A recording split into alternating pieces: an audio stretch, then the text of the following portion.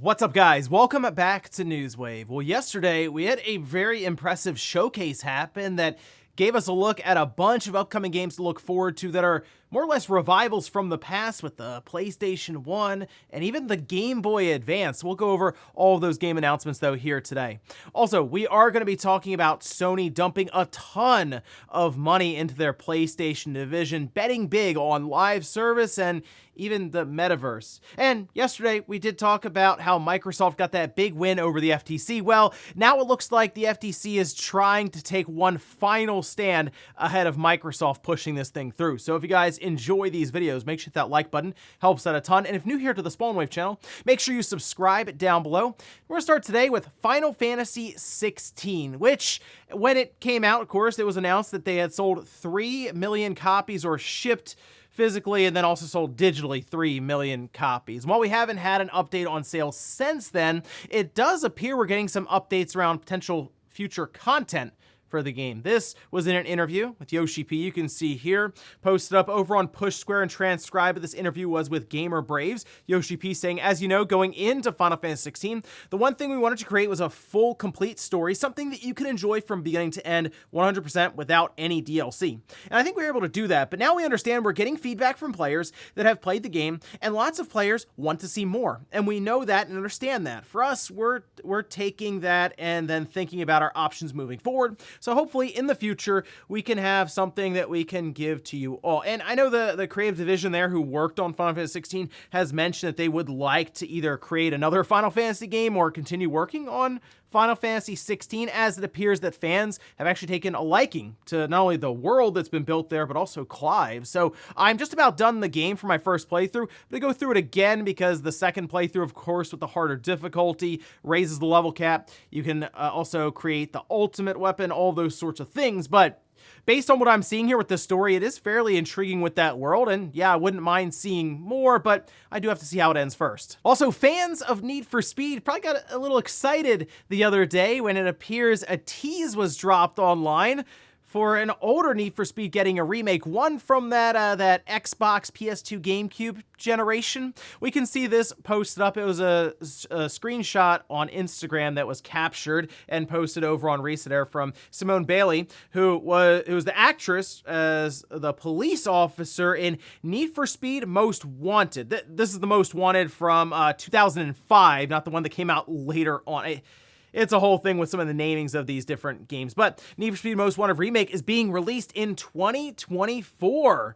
So just kind of thrown out there. They later deleted the tweet, which we've been over this many times, where when you have crossover between actors and actresses outside of video games, they don't necessarily realize how secretive the gaming world is, so they just kind of throw that stuff out there. We've had many projects leaked before because of that, and I actually wouldn't be shocked if Most Wanted was getting a remake for 2024, as we have seen many of these larger publishers kind of leverage remaking older titles while also creating newer ones, and Most Wanted is fairly popular. I mean, I think right next to Underground 2, it's probably, I think, the next one. Also, there's Carbon, but there were a lot of good Need for Speed games you can pull from during that generation, especially in the transition to that 360 era. So yeah, I wouldn't mind seeing Most Wanted get a remake. I think it'd be a lot of fun. Oh, and Wave 5 for Mario Kart 8 Deluxe did go live alongside of a fairly sizable update that had a bunch of balancing to it, which you can see this posted up over on Nintendo Life with all of the different things that were changed, altered, updated that, and you can see improved the performance of some of the characters, vehicle customizations, adjusted invincibility time of some characters, just a random item selection method in races, expanded range for when a warning displays, when a red shell or spiny shell approaches from behind. That's right, Nintendo still working on Mario Kart 8 Deluxe, still fixing issues and balancing the game, but also adding more and more courses, right? I mean, 8 courses, 3 new characters, 2 cups. So Mario Kart 8 Deluxe continues to be the biggest Mario Kart, but also the longest running. So to me, let's get the Wave 6 and then let's hopefully move on, maybe even launch a whole new generation for Nintendo with the next big Mario Kart. And guys, with some of the quick news out of the way, let's get into the bigger stuff. Let's start right away with the showcase that we had yesterday that actually showed off a bunch of games. Some I certainly was not expecting to see get revealed in 2023 for current systems. And we even had a new Game Boy Advance game that will be released on a cartridge. Well, let's take a look at the showcase starting from the top, and we'll go through these announcements kind of quickly because there was more than 20 of them there. Let's start with Castlevania Advance Collection. This is physically, of course, the game's already released digitally, but this will be a physical copy of it. You can choose from 4 different covers. Pre-orders will be opening July 28th. Seems like it's gonna be a pretty popular game to pick up at limited runs, so you might want to make sure you have your browsers open when those go live. Then we had Rise of the Triad, Scarlet Symphony, Tiger Heli, haven't heard that in a while, fall 2023 on that one. Karateka, that's a documentary that's interactive along with 4 different versions of the game. Roller Coaster Tycoon 3, El Shaddai, Jules Vale Cavern, Clock Tower. Again, didn't expect this. Clock Tower, a remastered version coming up to modern platforms. That's an interesting game. I'll see how that's kind of aged and how people receive it now versus back then, but definitely a unique horror title to check out. Jurassic Park Classic Games Collection. This will have Jurassic Park and Jurassic Park Part 2, The Chaos Continues in one package. Chicory, A Colorful Tale, getting a physical copy. Shantae Advance Risky Revolution. This is an interesting one because it actually been shelved like 20 years ago or something, and now it's back in development. And get this, it's going to release on an actual Game Boy Advance cartridge. I didn't really see any mention of like a version for modern platforms, although it makes sense for them to eventually move it there. But being able to buy a Game Boy Advance cartridge for Shantae, a game that again was basically paused 2 decades ago, very impressive stuff. If it comes in like the whole cardboard box, that'd be a really cool pickup. I will grab that one when it goes live. We have Arzette, the Jewel of Faramore, Plumbers Don't Wear Ties, Colossal Cave, Midnight Fight Express, Another Crusade, Rose and Camellia Collection, Gargoyles Remastered, Double Shake, and then they closed out with 2 titles that caught everyone off guard. Tomba is making a return from the PS1. I actually showcased that game in the PS1 HDMI video, I believe that I did, and it's very weird to see it here coming to modern platforms, by the way, through the Carbon engine, so shout out to MVG on that. And then the Gex trilogy, that one surprised a lot of people too. They did a whole spoof and like parody of GoldenEye, which probably annoyed some people, but still, a Gex trilogy, something, again, I never thought I'd see. That also through the Carbon engine. So yeah, the Carbon engine putting in some work here, and I believe there are some questions getting thrown MVG's way right now over on the Spawncast network as the Ask a Developer question post went live, and a lot of people wondering, what exactly is the Carbon engine? I'll leave that one up to him to explain, but very impressive stuff here, I would say, all the way around from limited run. A lot of interesting stuff to look forward to. A lot of stuff obviously playing off nostalgia, but really cool to see Tomba make a return along with Gex, and a new Shantae on a Game Boy Advance cartridge that I can pick up. Yeah, sign me up. Next up, let's talk about Sony and some pretty serious investments that they're making in their PlayStation arm, which makes sense considering the entertainment branch for Sony is actually making a ton of money, and it's very popular, obviously, with the PlayStation 5 continuing to sell like crazy. But the number here is pretty significant, and also what they plan to do with that money. We can see this posted up over on Insider Gaming, citing a report published by Nikkei that Sony intends to pour financial resources into gaming research and development to the amount of $2.13 billion. Remember, we had talked previously about Nintendo investing about $1 billion into game development. Now we have Sony doing more than twice that into gaming research and development.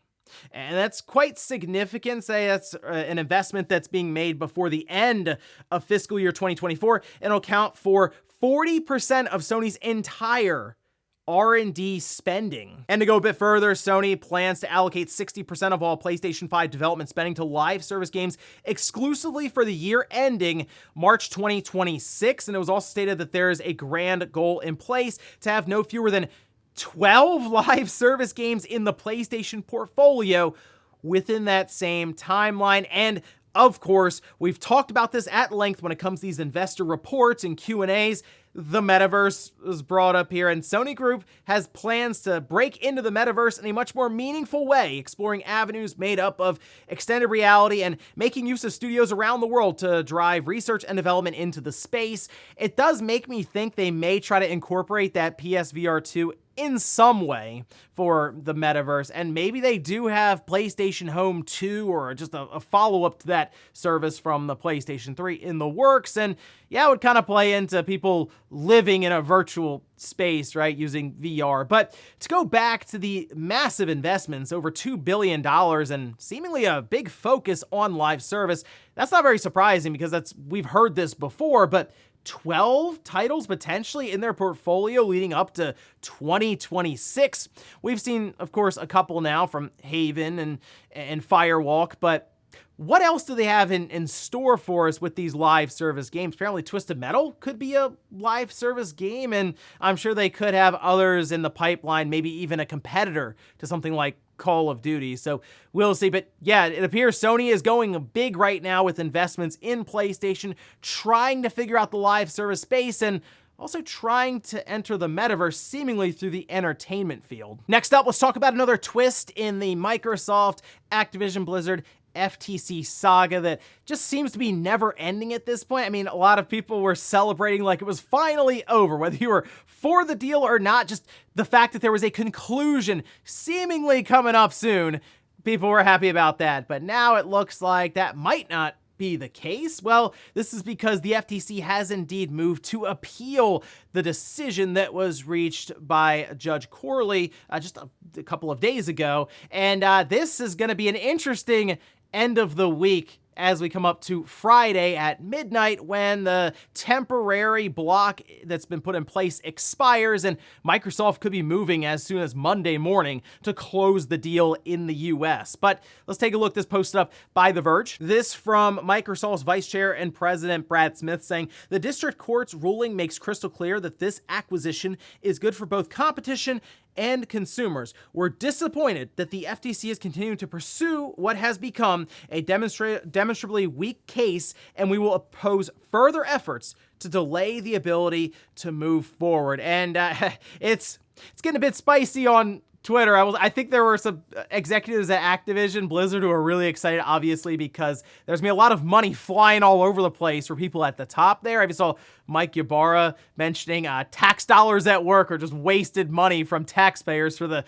FTC. And I gotta admit, it looks a little strange right now for the FTC to continue pursuing this when they could just kind of back off. They did what they had to do, which was try to throw up at least speed bumps in front of them. That way, any other larger acquisitions that could be in the works, they think twice about it, right? But the biggest thing now is sort of looking towards the end of this week, and if the FTC is able to apparently convince the 9th District if they need to extend this temporary halt on the acquisition moving forward. If they can do that and it goes beyond July 18th, it's going to be interesting to see what Microsoft Activision do, and I assume they'd have to renegotiate their deal, or Activision just takes the $3 billion check and moves along from Microsoft. But that also comes down to the FTC convincing that they should have that temporary block in place and extended, because after what happened with this most recent case and all the days of hearings and stuff, didn't look great for the FTC. But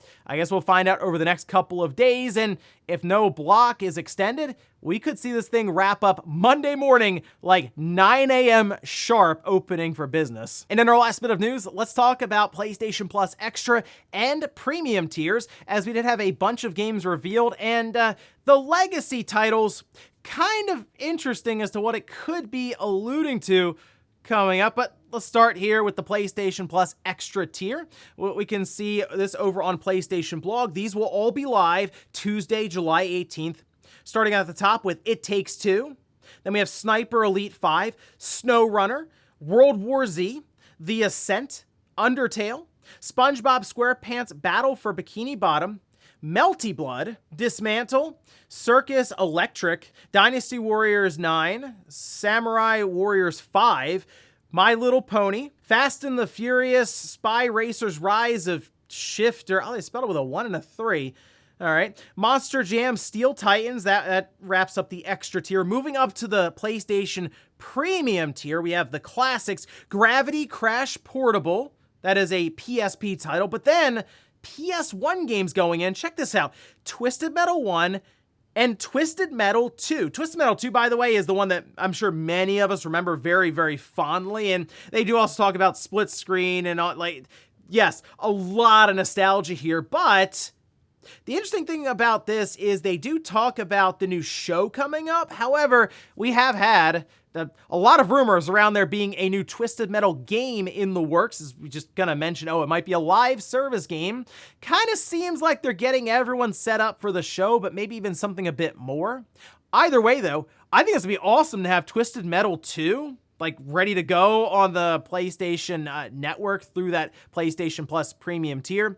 I didn't play the first Twisted Metal as much, but Twisted Metal 2, that was constantly in the PlayStation at my friend's house, and I go over there and we'd play it all the time. It was an awesome game, and well, I know it's a PS1 game, so compared to what we have now, it doesn't age the best, but I'm excited to go back and try it out and see if it brings back some of those old memories. And again, I'm curious if we move into the show for Twisted Metal, and then maybe we have a new Twisted Metal game announced later this year, or maybe to start off 2024, we'll see. And before we go to the comment of the day, we're gonna take a look at the poll that I posted up yesterday, where I asked, which of these Need for Speed games from the PS2, GameCube, Xbox era is your favorite? Need for Speed Underground 2 did get the #1 spot, and I agree, that is definitely my most memorable, and I'd say my most enjoyed Need for Speed from that generation, but right behind it, Need for Speed Most Wanted, and again, that was an awesome title to have. I remember I was blown away by how it looked on the Xbox 360 at the time, and